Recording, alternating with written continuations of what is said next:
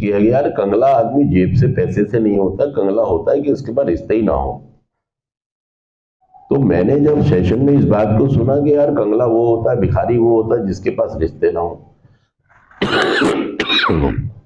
और मैंने जब अपने आप को देखा तो मेरे पास ना रिश्ते थे ना पैसा था।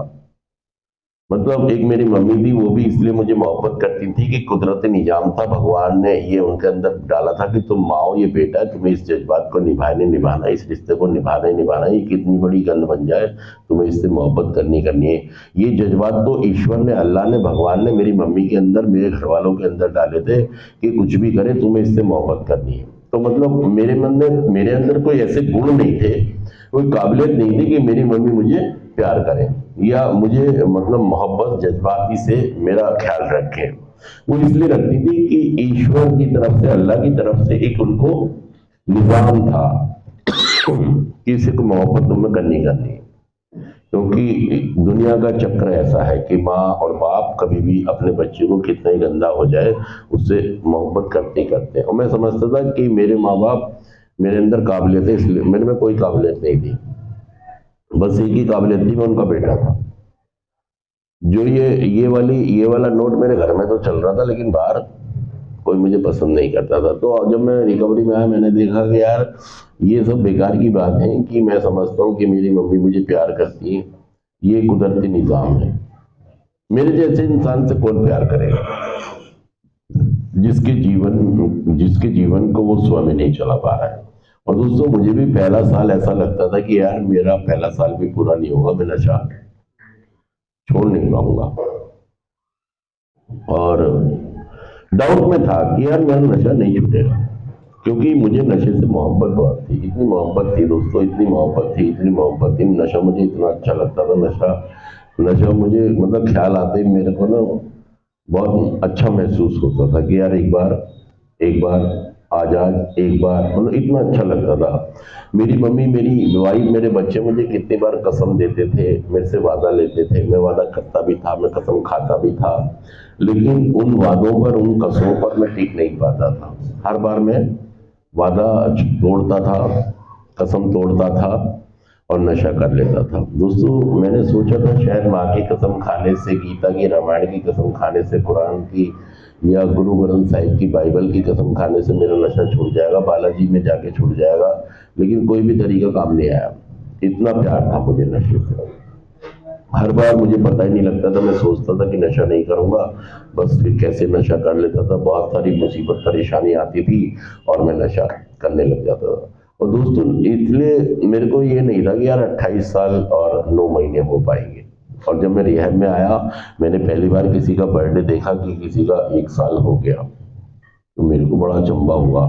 मैंने कहा यार ये वाला बर्थडे तो मैंने कभी किसी का देखा ही नहीं, ऐसा भी होता, ये तो चमत्कारी सी बात है कि नशा छोड़ के 1 साल का बर्थडे कोई मना रहा है, तो अगर ये मना सकता है तो यार मैं भी अपना बर्थडे, मतलब वो पहली बार मुझे उम्मीद जगी कि यार ये भी कोई फंडा है, रिकवरी भी कोई फंडा है और ये लोग अपने जीवन को सेलिब्रेट कर सकते हैं। और मैंने कहा ये बात भी सच है यार, कि अगर मैंने 1 साल नशा नहीं किया तो ये बहुत बड़ी बात है। तो वो जिसका बर्थडे था वो केक काट रहा था, उसने खाना बनवाया था सबके लिए। तो वहां मुझे एक थॉट आया, मैंने कहा यार मैं भी ऐसा चाहता हूं कि मैं भी 1 साल पूरा करूं और मैं भी मतलब ग्रुप के लिए केक केक लाऊं और सबको खाना खिलाऊं। तो ये वाला चलन मैंने पहली बार उस रिहैब में देखा। मैं मैडम किरण बेदी का रिहैब था, वो नवज्योति, उसमें था मैं, और उससे पहले रिहैब थे नहीं दिल्ली में, 95 से पहले रिहैब थे नहीं। तो 95 में ही शुरू हुए थे रिहैब और मैं तभी इलाज में आ गया।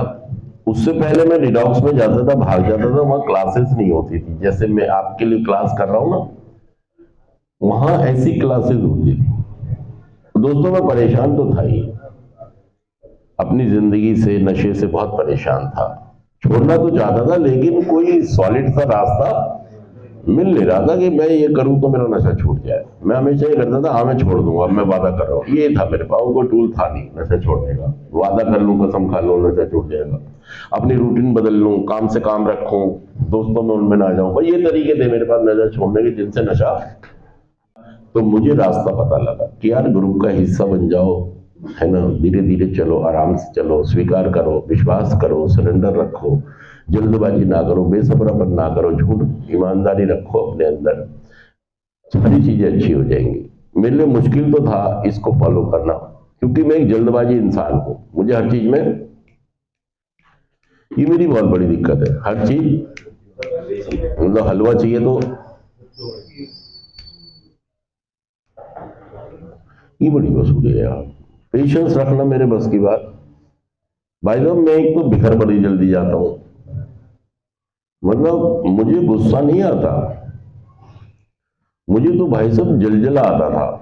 गुस्सा तो नॉर्मल इंसानों को आता है, मुझे तो जलजला मतलब मार दूं या मर जाऊं। एक कोई छोटी सी बात मेरी अगर ईगो हर्ट हो जाए ना भाई साहब, तो ऐसे थॉट्स आते हैं मुझे, या तो मतलब ये मेरी बड़ी वसूली थी यार। मतलब इतनी सी बात पे भी मैं ऐसे रिएक्ट करता था जैसे मेरा पूरा राज्य छीन लिया। असल में ये अहंकार ही जो था, मैं इतना अहंकार था मेरे अंदर, मतलब अल्ले पल्ले मेरे कुछ सानी और ईगो ऐसी कि तो ये एक बड़ी दिक्कत की बात थी। हर आदमी जो जीवन जीता है ना, मैं मॉल में जाता हूं, मेरे पास जितने पैसे होते हैं उतनी औकात से मैं अपनी चीजें खरीदता हूं,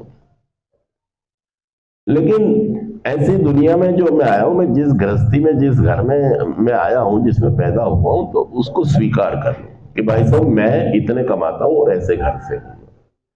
मैं ज्यादा हाई फाई व्यक्ति या मैं ज्यादा दिखावे, लेकिन मेरे अंदर था, अरे भाई साहब मैं तो अपने पापा के पैसे चुरा लेता था जब नशा नहीं करता था ना, इसलिए कि दोस्तों को चाय पिलाऊंगा, ब्रेड खिलाऊंगा, ये खिलाऊंगा, मेरी वो बनेगी क्या। हाँ, और अनुज भाई, हाँ भाई अनुज भाई, अनुज भाई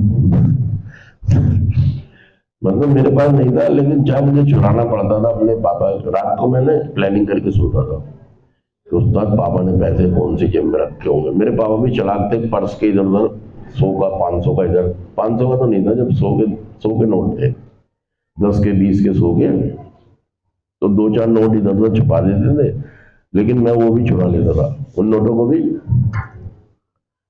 तो दिखावे की बात थी वो। तो मैंने कभी स्वीकार नहीं किया कि मैं किस प्रोफाइल से बिलोंग करता हूँ, मेरा घर कैसा है।